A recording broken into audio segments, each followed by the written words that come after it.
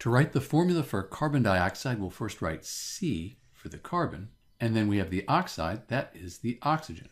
We can see that we have two nonmetals, carbon and oxygen. That means it's going to be a molecular compound. And we also see this di up here.